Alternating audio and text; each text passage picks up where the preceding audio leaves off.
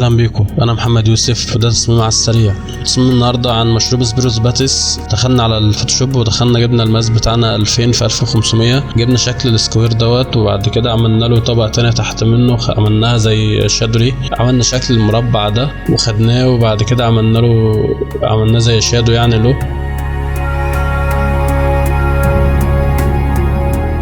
جبنا بعد كده الصورة اللي فيها شكل البحر ده وقصينا منها الجزء اللي احنا عاوزينه، وبعد كده بالترانسفورم خدنا منها الجزء المعين ده.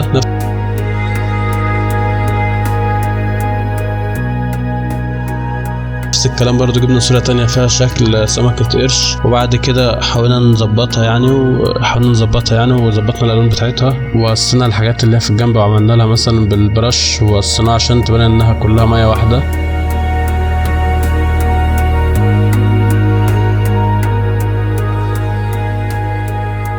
جبنا شكل بحر وبعد كده قصينا منه الجزء اللي احنا عاوزينه عشان يبقى الطبقه اللي فوق اللي هيبقى عليها الجزيره. بعد كده دخلنا على الهيو ساتوريشن وظبطنا المقاسات والالوان بتاعتها، وهنا كنا بنظبط بالبرش الحاجه بتاعتها يعني عشان يبقى كله مع بعض زي ما انتم شايفين كده. طبعا كل لاير انت بتعمل عليها الهيو ساتوريشن الخاص بها هي لوحدها بس.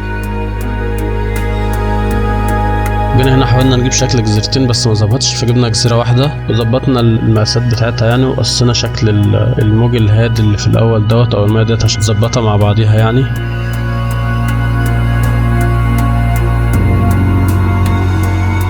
جبنا شكل المشروب بتاعنا الصناعة اللي احنا مش عاوزينه، وخدنا الجزء التاني اللي احنا عاوزينه اللي هي اللون الاصفر ده، وقصينا جزء من النخلة ديت وعملنا زي لاير تانية الجزء البسيط دوت عشان تبقى الازازة ما بينهم زي ما انت شايف كده يعني، وعملنا له شادو بسيط.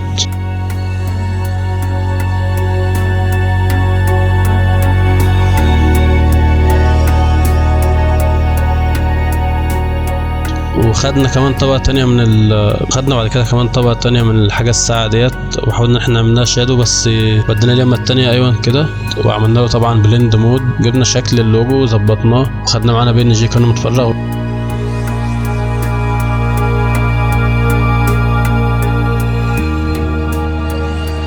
وجبنا كام شكل الحاجة طايرة كده، وهنا كنت بجرب شوية البراشز دول اللي انا كنت لسه منزلهم بشكل السحابة يعني وكده. الصراحة كنت اول مرة اعملهم فعشان كده عملت شوية كتار، كنت حابب اشوف شكلهم عامل ازاي وكده يعني. هما مظبطوش معايا بس يعني انا كنت بجربهم يعني كتجربة يعني.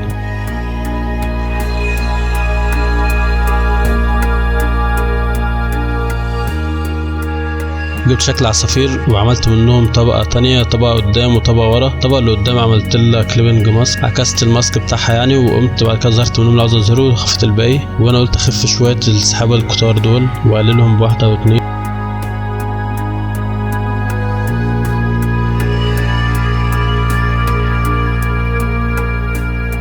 جيت بعد كده جبت شكل المركب الصغير دوت وعملت له نسخة تانية وعكستها، وعكست الماسك بتاعها ظهرت منها جزء بسيط عشان تبان زي انعكاس المية. كتبت هنا وقت الانتعاش الكلمة اللي احنا عاوزينها.